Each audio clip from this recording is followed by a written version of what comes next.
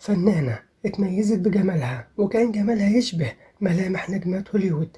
الفنانة أميرة أمير اتولدت في 8 يونيو سنة 1926. اسمها الحقيقي سعدية أبو ليلى. قدمت حوالي 13 فيلم، منهم تحت سماء المدينة والمستهترة وجحيم الغيرة ودكتور بالعافية والكل يغني وعودة طاقية الإخفاء والمغني المجهول والدنيا بخير وقصة غرام. في بداية حياتها اشتغلت خياطة بفلوس قليلة لحد ما صديقة ليها أشارت عليها إنها تروح تقابل الفنانة عزيزة أمير اللي كانت بتدور وقتها على وجوه جديدة علشان يقوموا بأدوار في فيلمها ابنتي. وبالفعل اتقدمت للاختبار واختارها المخرج نيازي مصطفى.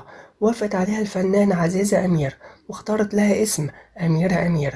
وقدر مدير الدعاية للفيلم إنه يقنع الجماهير إن أميرة أمير هي أصلا بنت الفنانة عزيزة أمير. وانتشر الخبر وعزيزة أمير بنفسها وافقت على أساس إنه دعاية للفيلم. وبالفعل قدموا الفيلم مع بعض، وعزيزة أمير قدمت دور والدتها وهي قدمت دور بنتها. والفيلم اتعرض في إبريل سنة 1944. والمخرج كمال سليم أعجب بيها وأسند لها دور في فيلمه حنان وليلة الجمعة سنة 1944.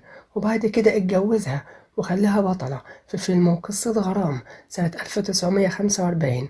ومات كمال سليم، لكن تلميذه محمد عبد الجواد كمل إخراج الفيلم واتجوز أميرة أمير وأخرج لها فيلمين هما الدنيا بخير مع إبراهيم حمودة وعودة طاقية الإخفاء مع بشارة وكيم. وحصل خلاف بينهم فاتطلقوا. واتجوز بعد كده من الراقصة حكمة فهمي.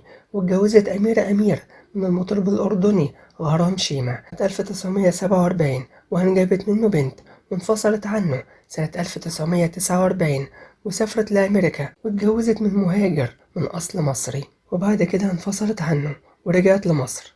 والفنانة أميرة أمير اتوفت في إبريل 1968.